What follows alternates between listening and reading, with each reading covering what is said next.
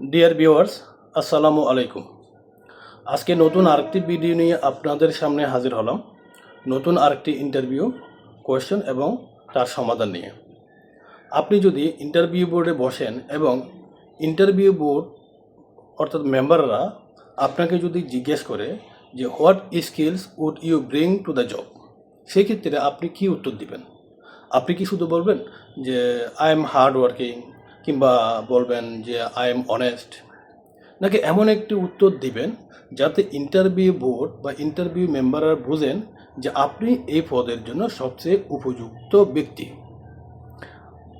আজকের এই ভিডিওতে আমরা দেখাবো ইন্টারভিউ বোর্ড কেন এই প্রশ্নটি করে থাকেন, কীভাবে এটার উত্তর দিবেন, এবং উত্তর দেওয়ার সময় কোন কোন ভুলগুলো আপনার এড়িয়ে চলা উচিত, এবং একটা প্রফেশনাল স্যাম্পল আনসার আমরা এখানে নিয়ে আসবো, এবং কীভাবে নিজের অভিজ্ঞতা অনুযায়ী একটা কাস্টমাইজ উত্তর রেডি করবেন। তাহলে চলুন আমরা আমাদের ভিডিওটা শুরু করি।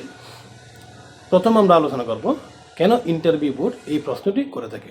অনেকে মনে করে থাকেন যে এই প্রশ্নের মাধ্যমে শুধুমাত্র আপনার দক্ষতাটা জানতে চাওয়া হয়, কিন্তু বিষয়টি তার থেকেও অনেক বড় বিষয়, যেটা ইন্টারভিউ বোর্ড জানতে চায় যে আপনি আপনার নিজের শক্তি সম্পর্কে কতটুকু জানেন, কতটুকু সচেতন, আপনার দক্ষতাগুলো এই জবের বা এই কোম্পানির চাহিদার সাথে মিল আছে কি না, কিংবা আপনি প্রতিষ্ঠানের জন্য কী ধরনের ভ্যালু অ্যাড করবেন, এবং আপনি যে শুধু কাজ করবেন নাকি প্রতিষ্ঠানের সফলতায়ও কোনো উল্লেখযোগ্য অংশীদারত্ব বজায় রাখবেন, সেই বিষয়গুলো তারা জানতে চায়।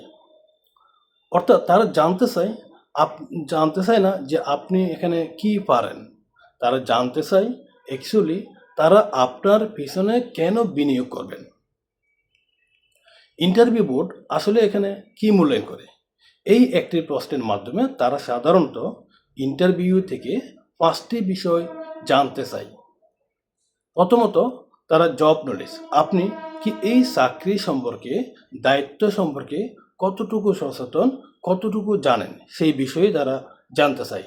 দ্বিতীয়ত, আপনার এই চাকরির সাথে রিলেভেন্ট স্কিল আছে কিনা, বা আপনার দক্ষতাগুলো এই পোস্টের জন্য, এই অর্গানাইজেশনের জন্য কতটুকু উপযোগী হতে পারে।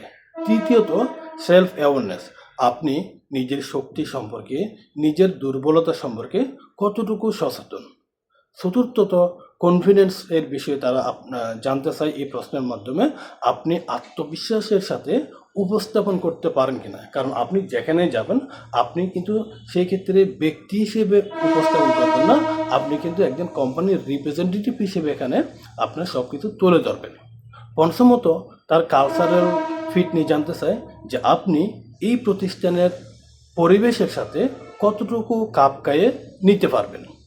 সবচেয়ে সাধারণ যে ভুলগুলো করে থাকেন যে এই প্রশ্নের উত্তর দেওয়ার সময়, সেগুলো হচ্ছে অনেকে বলে থাকেন যে আই এম হার্ড ওয়ার্কিং, আবার কেউ কেউ বলে থাকেন যে আমি অনেস্ট, হ্যাঁ, আবার কেউ কেউ আছে যে এই প্রতিষ্ঠান কিংবা এই জবের সাথে ইরিলিভেন্ট কিছু দক্ষতার কথা এখানে উল্লেখ করে বসে থাকেন। আবার কেউ কেউ আছেন যে তারা অতিরিক্ত বড় বড় দাবি করে বসে থাকেন। কেউ কেউ আছে আবার উত্তরটা মুখস্থ দেওয়া শুরু করে দেন।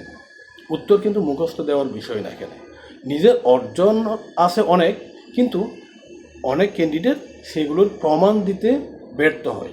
মনে রাখবেন যে ক্লেমস ডোন্ট ইমপ্রেস, এভিডেন্স ইমপ্রেসেস। সঠিক উত্তর দেওয়ার কৌশল তাহলে আমরা এখানে আমাদের কী হওয়া উচিত, আমরা এই ক্ষেত্রে সেই বিষয়গুলো নিয়ে আলোচনা করব। আপনি আপনার উত্তরটাকে এইভাবে কাস্টমাইজ করেন যে প্রথমে এখানে টেকনিক্যাল স্কিল নিয়ে আলোচনা করেন, যেগুলো জব রিলেটেড।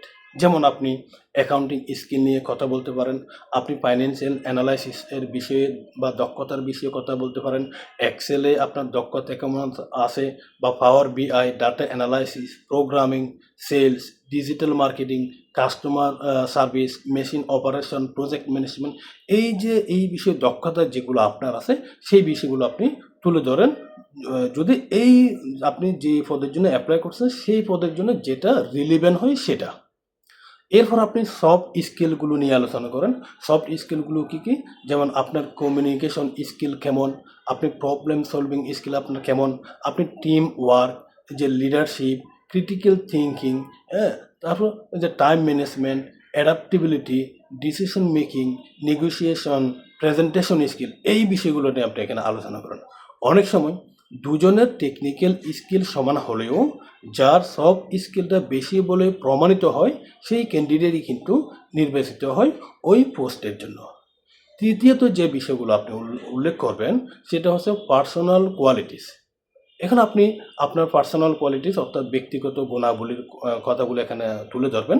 যেমন আপনার পজিটিভ অ্যাটিটিউড নিয়ে কথা বলবেন, ইন্টিগ্রিটি নিয়ে কথা বলবেন, প্রফেশনালিজম নিয়ে কথা বলবেন, অ্যাকাউন্টেবিলিটি, ডিসিপ্লিন, তার willingness to learn, self motivation, এই সব বিষয় নিয়ে আপনি কথা বলেন।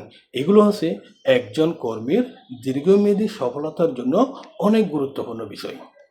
সবচেয়ে গুরুত্বপূর্ণ যে বিষয় সেটা হচ্ছে আপনি যাই বলেন না কেন সেটার প্রমাণটা দেওয়ার চেষ্টা করুন। শুধু বলবেন না আই হ্যাভ লিডারশিপ স্কিল, বলুন যে বিশ্ববিদ্যালয়ে যদি আপনি নতুন ক্যান্ডিডেট হয়ে থাকেন সেক্ষেত্রে আপনি বলতে পারেন যে বিশ্ববিদ্যালয়ে একটি প্রজেক্টে 5 সদস্যের একটা টিম পরিচালনা করেছিলাম এবং নির্ধারিত সময়ের আগে আমরা আমাদের প্রজেক্টটা সম্পন্ন করেছিলাম। অথবা আপনি যদি এক্সপেরিয়েন্সড ক্যান্ডিডেট হন অর্থাৎ মিড লেভেলের জবের জন্য যদি অ্যাপ্লাই করেন তাহলে সেক্ষেত্রে আপনি পূর্ববর্তী অর্গানাইজেশনে আপনার যে স্কিল এটা এক্সাম্পল সহ তুলে ধরুন। আপনি বলতে পারেন যে আমি আগের প্রতিষ্ঠানে যদি সম্ভব হয় আপনি প্রতিষ্ঠানের নামটা এখানে মেনশন করবেন যে আমি যে সাপোজ ABC কোম্পানিতে একটি নতুন রিপোর্টিং সিস্টেম চালু করেছিলাম যেটার কারণে রিপোর্ট প্রস্তুতের সময় 30% বা 40%, 20% আমি কমিয়ে এনেছিলাম। মনে রাখবেন স্কিল প্লাস এক্সাম্পল, আমি আবার বলতেছি skill plus example equal to a strong answer. Different জবের জন্য আপনার ক্যাটাগরিগুলো অর্থাৎ আপনার স্কিলগুলো কীভাবে এখানে পরিবর্তন নিয়ে আসবেন। যেমন আপনি যদি ব্যাংক জবের জন্য অ্যাপ্লাই করেন সেক্ষেত্রে আপনি ফাইন্যান্সিয়াল অ্যানালাইসিস দক্ষতার কথা উল্লেখ করবেন, accuracy, customer service, compliance, communication, এইসব বিষয়গুলো আপনি উল্লেখ করবেন। আপনি যদি আইটি সেক্টরের জন্য অ্যাপ্লাই করেন সেক্ষেত্রে আপনি আপনার প্রোগ্রামিং দক্ষতা, প্রবলেম সলভিং দক্ষতা, team collaboration, learning ability, innovation, এইসব বিষয় নিয়ে কথা বলবেন। এই ক্ষেত্রে যে যে দক্ষতাগুলো আপনার আছে আপনার উত্তরের সময় সেই বিষয়গুলো মেনশন করবেন। আর যদি সেলসের জন্য আপনি অ্যাপ্লাই করেন সেক্ষেত্রে আপনি নেগোসিয়েশন স্কিলটা তুলে ধরবেন, কীভাবে পূর্বে আপনি নেগোসিয়েশন করে কোম্পানিরকে প্রফিটেবল পজিশনে নিয়ে গেছেন, আপনার কমিউনিকেশন স্কিলটা কেমন, কমিউনিকেশন আপনার ভালো একটা কমিউনিকেশন স্কিলের কারণে আপনি পূর্ববর্তী কোম্পানিতে কী ধরনের পজিটিভ ইম্প্যাক্ট রাখতে পারছেন সেই বিষয়ে এখানে উল্লেখ করবেন। আপনি কীভাবে রিলেশনশিপ বিল্ড আপ করেন, আপনার টার্গেট অ্যাচিভমেন্ট কেমন ছিল বা আপনি কীভাবে এগুলো অ্যাচিভ করছেন সেই বিষয়গুলো আপনি এখানে উল্লেখ করেন। আর যদি গভর্নমেন্ট জবের ক্ষেত্রে হয় সেক্ষেত্রে আপনি আপনার ইন্টিগ্রিটি নিয়ে কথা বলতে পারবেন, আপনার যে পাবলিক সার্ভিস মাইন্ডসেট, আপনার পলিসি আন্ডারস্ট্যান্ডিং, অ্যাকাউন্টেবিলিটি, এই বিষয়গুলো নিয়ে আপনি কথা বলতে পারেন। এখন আমরা আসবো যারা ফ্রেশ গ্রাজুয়েট অর্থাৎ নতুন চাকরির জন্য অ্যাপ্লাই করেন, যাদের অভিজ্ঞতা নেই, তারা কিভাবে এখানে এই প্রশ্নের উত্তরটা দিবেন। আপনারা উদাহরণ দিতে পারেন যে একাডেমিক প্রজেক্ট নিয়ে আপনি কথা বলতে পারেন, ইন্টার্নশিপ করার সময় আপনি কি কি দক্ষতা শো করতে পারছিলেন এবং আপনার ইন্টার্নশিপ ওই দক্ষতাটা ওই প্রতিষ্ঠানে কি পজিটিভ ইম্প্যাক্ট রাখতে পারছে সেই বিষয়টা আপনি তুলে ধরতে পারেন। আপনি ভলেন্টিয়ার ওয়ার্ক যদি করে থাকেন ইন ইউর রেস্টুরেন্ট লাইফ সেই বিষয়গুলো আপনি তুলে ধরতে পারেন। আপনার club activities, case competition, presentation, training, certification, এইসব বিষয়গুলো নিয়ে আপনি আপনার উত্তরের মধ্যে তুলে ধরতে পারেন। আর যারা এক্সপিরিয়েন্স ক্যান্ডিডেটস তাদের জন্য পরামর্শ হবে আপনারা সব সময় কথা বলার সময় স্কিলটা উল্লেখ করার সময় অবশ্যই সংখ্যাটা তুলে ধরবেন। যেমন আপনি বলবেন যে আমি সেলস 25% বৃদ্ধি করেছিলাম আমার পূর্ববর্তী অর্গানাইজেশনে। আপনি বলতে পারেন যে আমি কাস্টমার স্যাটিসফ্যাকশন 95% উন্নতি করেছিলাম। 1 বছরে আমি 15টি প্রজেক্ট সফলভাবে সম্পন্ন করেছিলাম। এই সব বিষয় আপনার দক্ষতা নিয়ে যখন বলবেন, উত্তর বলবেন, তখন অবশ্যই এই ধরনের সংখ্যাটাকে মেনশন করার সর্বোচ্চ চেষ্টাটা করবেন। তাহলে এবার আমরা একটা প্রফেশনাল আনসার নিয়ে কথা বলি। আমরা আমাদের প্রফেশনাল স্যাম্পল আনসারটা কী হতে পারে? যেমন আমরা বলতে পারি I believe I can bring a combination of technical expertise a strong interpersonal skills, and a positive work attitude to this role. Throughout my academic and professional journey, I have developed the ability to learn quickly, solve problems efficiently, and adapt to new challenges. In terms of technical skills, I have gained practical experience relevant to this position throughout my education, training, and hands on projects. I am comfortable using industry related tools and continuously improve my knowledge to stay updated with current practice.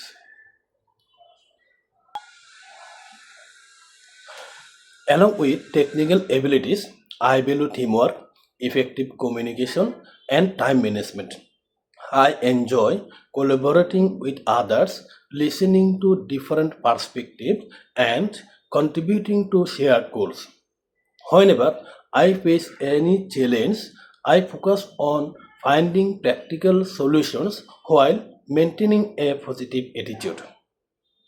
One of my strengths is my willingness to learn. I believe every new responsibility is an opportunity to grow professionally. If I have the opportunity to join your organization, I will apply my skills with dedication, maintain high professional standards, and continuously work to create value for both the team and the organization. এখন আমরা এই sample answer নিয়ে একটু ব্যাখ্যা করব। সেটা হচ্ছে প্রথম অংশে খেয়াল করেন আপনারা, প্রথম অংশে প্রার্থী 3 ধরনের দক্ষতার কথা উল্লেখ করেছেন। তার technical skills, soft skills, positive attitude নিয়ে কথা বলেছেন। এইতে বোঝা যায় তিনি অর্থাৎ প্রার্থী নিজের শক্তি সম্পর্কে যথেষ্ট সচেতন। দ্বিতীয় অংশে তিনি বলেছেন তিনি কিভাবে দক্ষতা অর্জন করেছেন, এটি তার উত্তরকে বিশ্বাসযোগ্য করে তুলেছে। তৃতীয় অংশে তিনি টিমওয়ার্ক, কমিউনিকেশন এবং প্রবলেম সলভিংয়ের কথা বলেছে। এগুলো প্রায় সব চাকরির জন্য কিন্তু গুরুত্বপূর্ণ। শেষে তিনি বলেছেন যে তিনি শিখতে আগ্রহী, কোম্পানির জন্য ভ্যালু তৈরি করতে চান। এই ধরনের বক্তব্য ইন্টারভিউ বোর্ডের কাছে একটা ইতিবাচক বার্তা প্রেরণ করে। এখন আসুন বডি ল্যাঙ্গুয়েজ টিপসটা কেমন হওয়া উচিত। আপনার উত্তর যতই ভালো হোক, বডি ল্যাঙ্গুয়েজ যদি নেগেটিভ হয় তাহলে আপনার উত্তরটা ততটুকু সফল হয় না। আপনি মনে রাখবেন কি, আপনার আই কন্ট্যাক্টটা মেনটেন করবেন, হালকা একটা প্রফেশনাল স্মাইল রাখবেন, স্পষ্ট ও পরিষ্কার কণ্ঠে কথা বলবেন, খুব দ্রুত কথা বলবেন না কিংবা খুব আস্তে কথা বলবেন না। হাতের অঙ্গভঙ্গিগুলো স্বাভাবিক রাখার চেষ্টা করেন, একদম সোজা হয়ে বসবেন এবং আত্মবিশ্বাসী থাকবেন, কনফিডেন্স দেখাবেন, কিন্তু বলেও অহংকারী হয়ে উঠবেন না। মনে রাখবেন ইন্টারভিউয়ের উত্তরগুলো কিন্তু মুখস্থ করার বিষয় নয়, উত্তরের স্ট্রাকচার কীভাবে করতে হয় সেটা শিখুন। তারপর নিজের অভিজ্ঞতা অনুযায়ী একটা উত্তর কাস্টমাইজ করে রাখুন, কারণ এভরি ক্যান্ডিডেট ইজ ডিফারেন্ট। আপনার উত্তরটাও অবশ্যই আলাদা হওয়া উচিত। ডিয়ার ভিউয়ার্স, এতক্ষণ আমরা যা শিখলাম সেগুলো হচ্ছে কেন ইন্টারভিউ বোর্ড এই প্রশ্নটি করে থাকেন, ইন্টারভিউ বোর্ড আসলে কি জানতে চায়, কিভাবে একটা প্রফেশনাল আনসারের একটা স্ট্রাকচার তৈরি করবেন, কোন স্কিলের কথা বলবেন। মনে রাখবেন আপনার স্কিলই কিন্তু আপনার পরিচয় নয়, আপনি সেই স্কিল দিয়ে প্রতিষ্ঠানের জন্য কী ভ্যালু অ্যাড করতে পারবেন, ইন্টারভিউ বোর্ড আপনার থেকে সেটাই জানতে চায়। দক্ষতা অনেকের আছে কিন্তু ইমপ্লিমেন্টেশন সবাই পারে না। ডিয়ার ভিউয়ার্স, আমি আরেকটা ঘোষণা আপনাদেরকে দিচ্ছি। আপনি যদি সত্যি ইন্টারভিউতে প্রস্তুতিকে অনন্য উচ্চতায় নিয়ে যেতে চান, তাহলে আমি আপনাকে আমার বই দ্য কমপ্লিট ইন্টারভিউ গাইড, এই বইটি সংগ্রহ করার আমন্ত্রণ জানাচ্ছি। এই বইটি সর্বমোট 3টি সিরিজে রচিত। 3টি সিরিজের এই বইয়ে 132টি ইন্টারভিউ কোয়েশ্চন এবং ওই 132টি ইন্টারভিউ কোয়েশনের 1,500-এরও অধিক সেক্টর বেসড স্যাম্পল আনসার রয়েছে।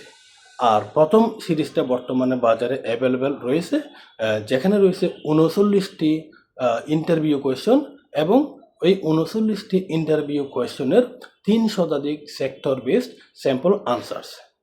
এই বইটিতে আরও রয়েছে practical interview tips, HR insights, body language tips, common interview mistakes. এই বইটি কাদের জন্য উপযোগী হবে? যেমন যারা গভর্নমেন্ট জবের জন্য অ্যাপ্লাই করতেছেন, যারা ব্যাংকিং সেক্টরে অ্যাপ্লাই করলেন, যারা নন ব্যাংকিং ফাইন্যান্সিয়াল ইনস্টিটিউশন কিংবা capital market, trading company, manufacturing company, IT sector, telecommunication, pharmaceutical, oil and gas company, energy, environment, non government organisation, multinational company এবং বিভিন্ন প্রাইভেট সেক্টরের চাকরির প্রস্তুতির জন্য এই বইটি অত্যধিক গুরুত্বপূর্ণ। তাই আপনি যদি স্মার্টভাবে ইন্টারভিউর প্রস্তুতি নিতে চান তাহলে আজই বইটি সংগ্রহ করুন।